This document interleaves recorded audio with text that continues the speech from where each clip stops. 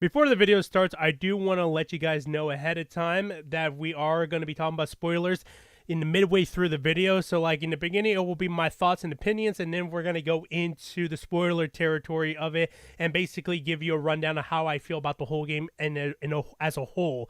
So just letting you guys know it a heads up, but until then, we're going to go raw, deep, and penetration into this. No lubrication. Let's go! What is up, model enthusiasts? Welcome back to another video today. Yes, we are going to be talking about Resident Evil 8 Village, or Resident Evil Village, or Village Resident Evil, however you want to call it. I like to call it Resident Evil 8 Village, but that's just me. You could call it whatever the hell you want. But essentially, this is the brand new game in the Resident Evil story number series of games that does lead off from the ending of Resident Evil 7. If you have played that game is fantastic, and I do highly recommend if anybody wants to really play that one. But this one is definitely on par, if not the story itself was really good, albeit it has a little bit of weird hiccups. But other than that, like, I really did enjoy it. It might be one of my favorite Resident Evil story since Resident Evil 4. And Resident Evil 4 story was just kind of basic, so there's nothing really too much to it, but it was actually really good. And I really do like it because it does really bring in elements from Resident Evil 4 into Resident Evil 8. As you guys could tell, the village is basically run over by a bunch of Lycans, or werewolves, however you want to call them. And essentially the whole premise is that, like, they're all overrunning this village. You have to figure out what the hell happened to the village, find your daughter, why did Chris, like, kill your wife, and then everything so on. None of this is spoiler because this was basically promotion all over the trailers. It was basically even in a TV spot, so there's no way this has to be spoilers for anybody. But essentially that's how the story begins, and you've been dropped into this village because you crashed here, and now you're gonna have to figure out your way to get out, get your daughter, find out what's going on to the village, and then so on and so forth. Overall, I really did like the story of the game. As basic as it can get, it's very enjoyable, and it was like a weird roller coaster ride for me. Like, it was just like going up and down, up and down, up and down, and it was just like, yeah, I'm in it. Some parts I did not like, and other parts I did like, and I'll save that for the spoiler territory of the portion of the video. But other than that, like, I really did enjoy it, especially the castle. When you visit the castle for the first time, you are immediately reminded of the type of environment, the claustrophobia, and everything of those sorts from Resident Evil 2 remake, when you're in the actual police office, and also in like Resident Evil 7 in the baker's house. Like, you start really feeling that, and it does actually help out that Lady Demetrius is actually following you throughout the castle, and yeah, she is basically the Mr. X of the game. And it's actually really cool and really fun to, like, go through it. And then, yeah, she does freak you out because there has been a few times when I walk through the door, she just comes out and it's just like, oh god, I am literally fucked at that moment, like, that's how great this game just, like, brings it back to those elements, because the beginning of the game is like that, and then as it goes continuing on to the story, it starts getting the roots of Resident Evil 4, where it's more action thriller than survival horror. And that's where a lot of people might be split, and it's just how the core audience is going to be with the game. And overall, like, at least in my own opinion, I really did enjoy this game because of what it brought to the table, and not to mention what it's done to the formula. Essentially, what this game is that, remember how the first 3 games were just horror, survival horror, then Resident Evil 4 came in, it became an action horror survival game. It completely changed the genre, and I still love Resident Evil 4 till this day. And what Resident Evil 7 did to change the genre was switching to first person. The second game of Ethan's story, which is Resident Evil 8, has completely changed the formula again, same as what Resident Evil 4 did. So it took whatever Resident Evil 4 did and did it and had the gunplay even better from Resident Evil 7, mixed it all together, and that's what we have in Resident Evil 8. Now, I'm going to go into spoiler territory, so this is where you have your warning. Here's a timestamp if you do want to not be spoiled by this game. So, yeah, there could be heavily spoilers, so you have been warned. So what are the spoilers into this game? Well, remember how I talked about the castle and Lady Demetrius, area? Well,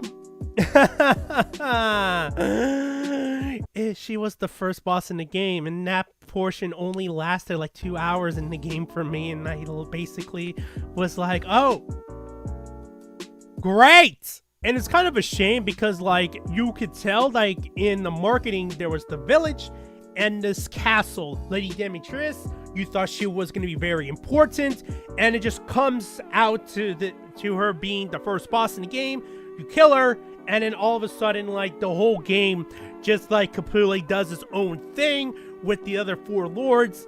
And not to bag on any of them, because they all very interesting. One in particular is the dollhouse, where you actually fight, like, the living, like, creepy walking doll. And I'll get into that a little bit more, but, like, essentially that whole game, like, you were, like, teased that, like, she was gonna be so important, this castle was gonna be important. No, not at all.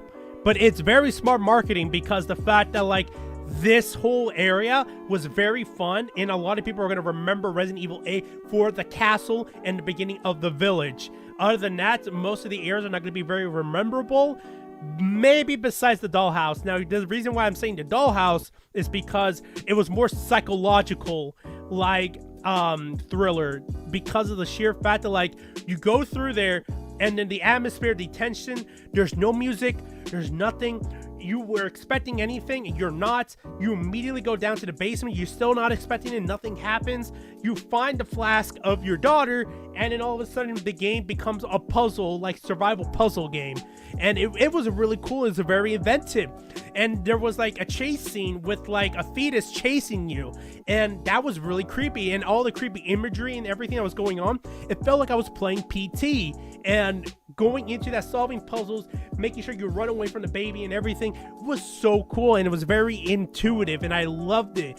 The dollhouse is definitely the second part of my favorite of the game. Like, if you do play it, that's why I save this for the spoilers, because most people are not going to know about this. That's like my favorite part.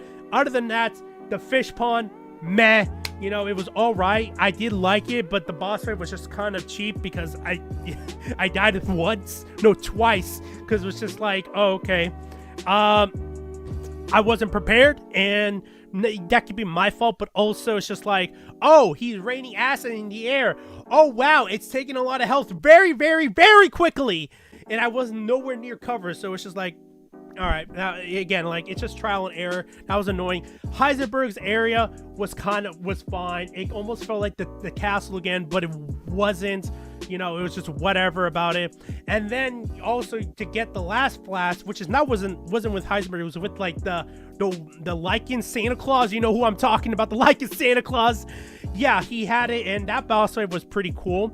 If you have the Magnum, I'm gonna say this right now, he dies pretty easily, like in 4 or 5 shots. So you want that, and have some ammo saved up for that big guy. And yeah, the overall story, the fact that like they try to plot in like how Ethan's like a mold person, and then like how they connected to like Resident Evil 7, where he was basically dead the whole time.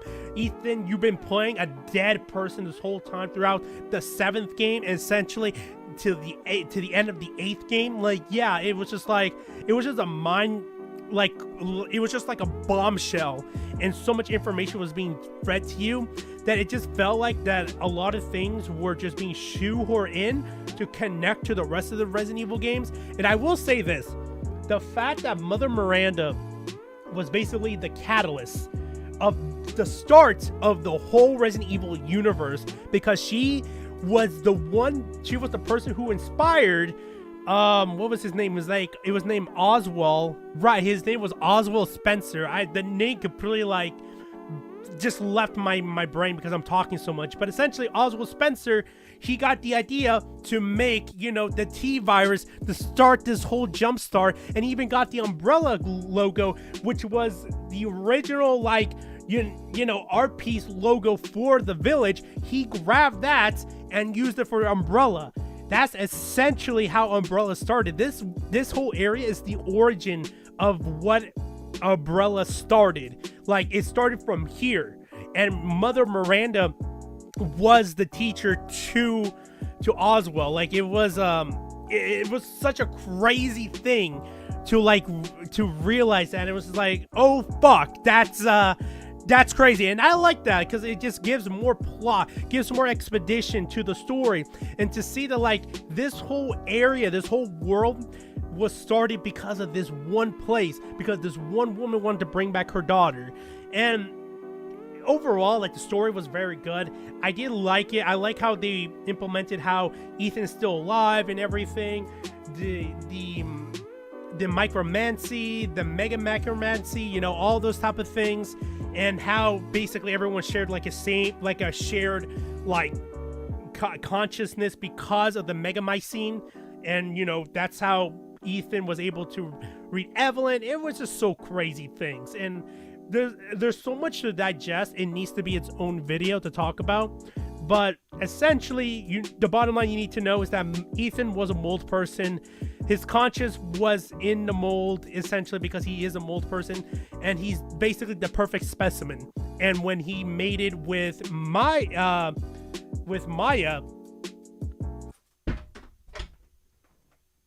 my skateboard fell off.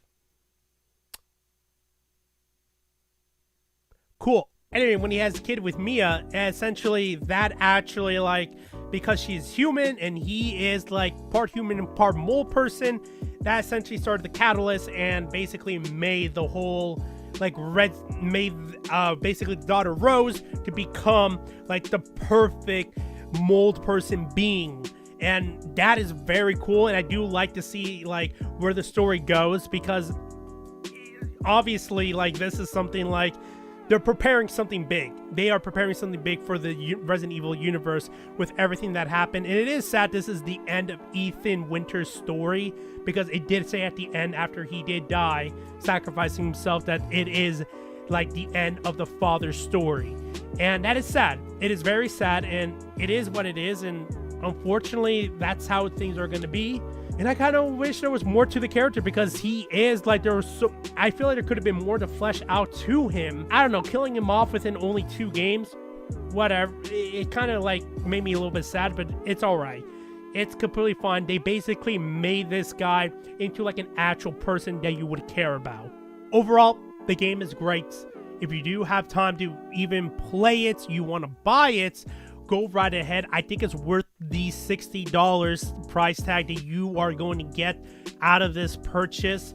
Not to mention the mercenary mode is very fun. I did enjoy it from the first few hours that I did play with it. It's very fun, and overall the whole game took me about 15 hours to beat.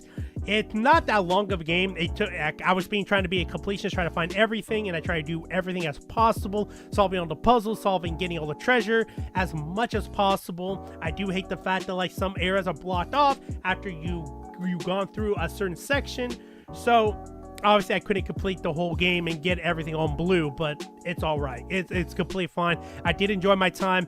I do recommend it. If I have to give this game a score, it's definitely a good 85%. This game is fantastic. This is probably one of the best Resident Evil games in terms of story. If you do want to play a Resident Evil game that's more on the horror side, I recommend Resident Evil 7. Resident Evil 7, Resident Evil 8 are 2 completely separate games. If you want more action, thriller, go with RE8. If you want more survival horror, you want to go with RE7. And luckily for you, they both interconnect as a story. So, play 7, then play 8. You're going to enjoy it. You're going to have a fun time. Resident Evil is big and better than ever, and I can't praise it enough. I love Resident Evil to its core. Other than that, guys, I hope you guys enjoyed today's video. If you did, hit that like button. Also, hit that subscribe button as well. If you haven't done so already, make sure to follow me on Twitter at SirLoafForBread, because I do post on there frequently, and I do some waifus and all sorts of things. You guys gotta know, I'm a pig. I'm always on Twitter, essentially. That's just my life. Other than that, guys, thank you guys for watching. Appreciate all the love and support. Have yourself a goddamn good one. Stay safe out there. Wear a mask. Remember, I'm just a guy on the internet, and I'll see you guys next time. Ciao.